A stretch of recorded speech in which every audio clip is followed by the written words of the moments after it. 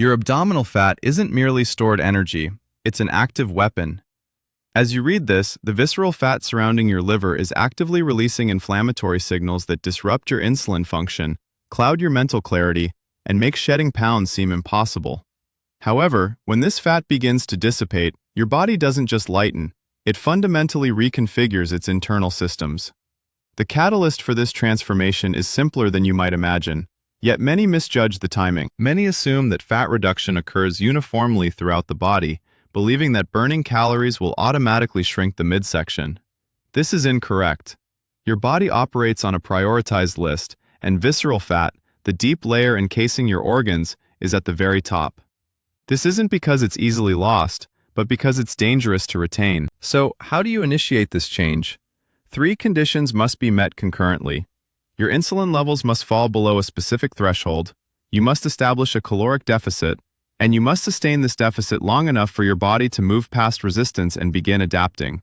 For most individuals, this involves 12 to 16 hours of fasting combined with the elimination of processed carbohydrates and sugars. It's not complex, merely uncomfortable. What remains often unsaid about this discomfort is that it's not a sign of your body deteriorating, but rather of it liberating itself. Within hours of initiating this state, your body transmits coded messages to visceral fat cells, instructing them unequivocally to release their reserves.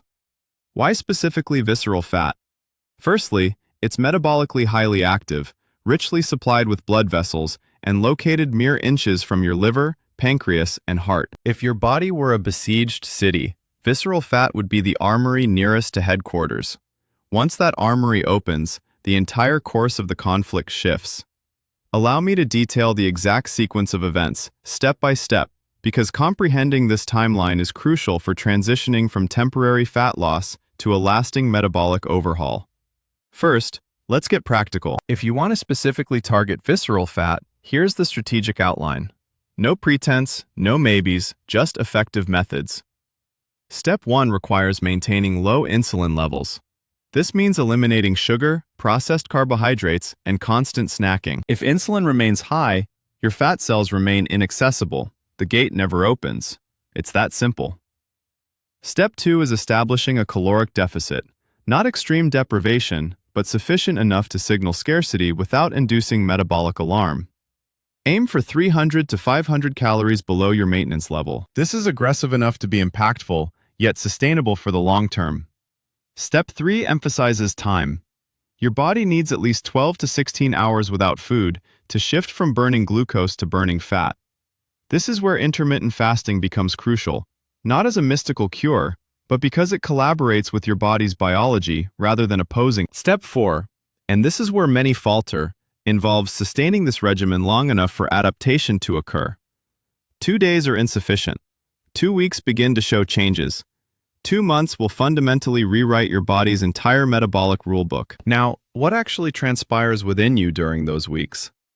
This is where it gets fascinating. Within hours of entering a fasted state, your body initiates the breakdown of visceral fat cells. Inside these cells, triglycerides are cleaved into free fatty acids and glycerol. Picture it as unlocking a vault that has been sealed for years. Suddenly, energy floods your bloodstream like miniature fuel trucks delivering power to your muscles, organs, and brain. Yet, these molecules are more than just fuel. They act as chemical messengers, signaling your entire metabolism that the crisis has passed. We can stop hoarding now. Your liver acts as the primary responder. For years, it has been overwhelmed by glucose and inflammatory signals, constantly overworked.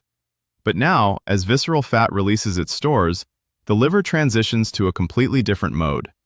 It accelerates the activity of fat-burning enzymes, increases ketone production, and begins filtering blood with a precision it hasn't demonstrated in years. Here's the detail that initially astonished me. Your liver doesn't merely process fat.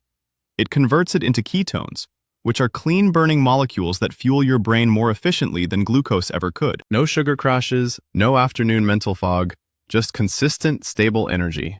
Concurrently, insulin levels plummet, and this is the fundamental key that unlocks everything else.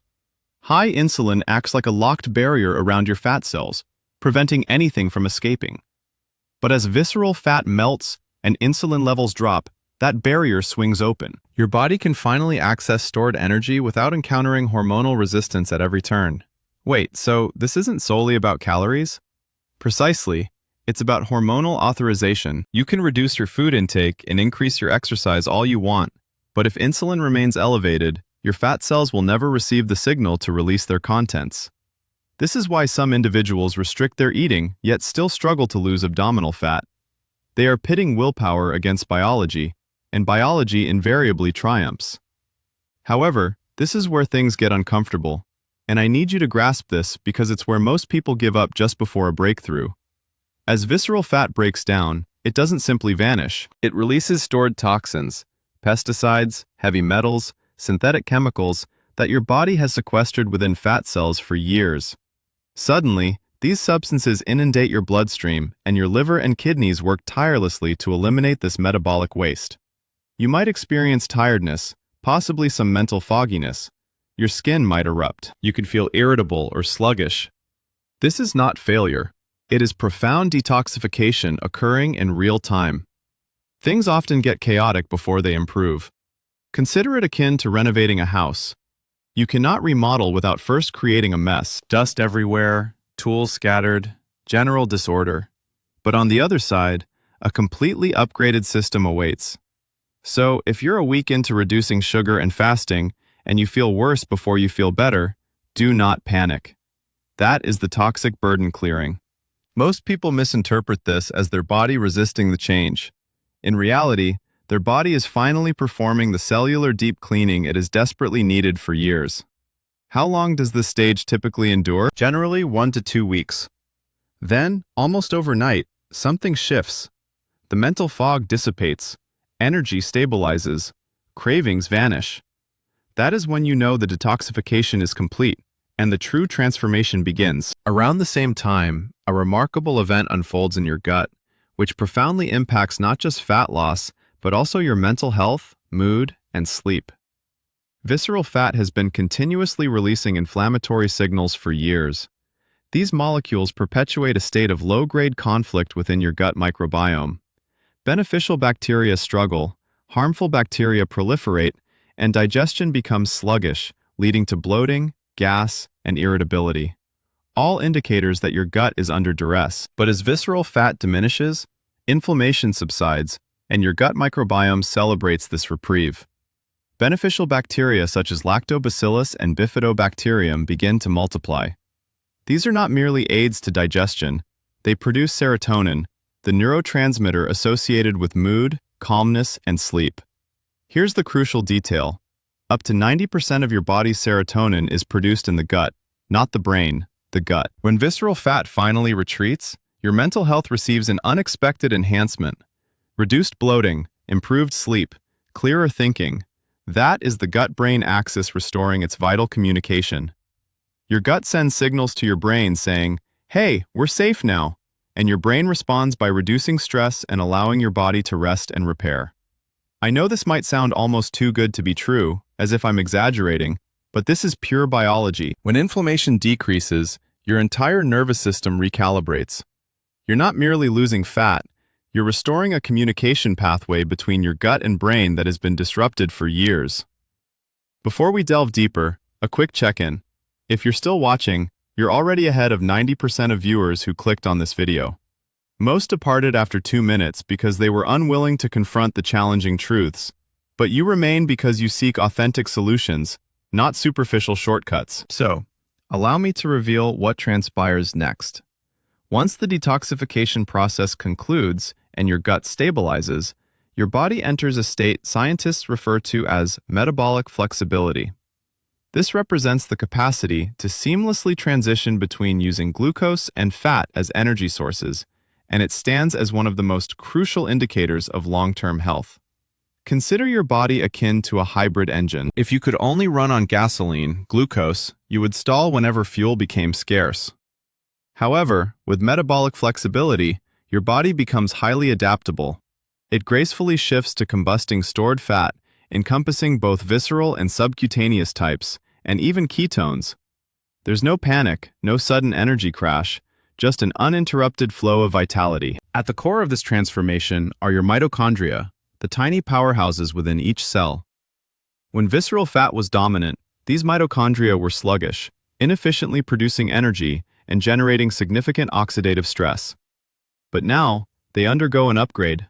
They proliferate. They produce ATP, your cell's energy currency, with greater speed and cleanliness. The outcome? Sustained energy throughout the day, heightened focus, reduced fatigue, no sugar crashes, and no reliance on caffeine. Just consistent, dependable power. Yet, here's a crucial aspect that most people overlook. When visceral fat diminishes, it doesn't merely boost energy. It also unblocks hormonal signaling, making it easier for your body to burn subcutaneous fat, the tissue located just beneath your skin, including the stubborn fat on your belly, thighs, and arms. Previously, your hormones were in disarray. Leptin, the satiety hormone, might have been signaling "we're full," but your brain was unable to process the message. Ghrelin, the hunger hormone, would spike erratically, prompting cravings even when you weren't truly hungry. But now, the signals are clear. Leptin begins to function effectively again, and your brain receives the message, "Stop eating, you are satisfied." Ghrelin stabilizes, eliminating those random hunger pangs throughout the day. Furthermore, adiponectin, a hormone that enhances fat burning and regulates blood sugar, experiences a surge. This is the silent ally that has been suppressed by visceral fat for years.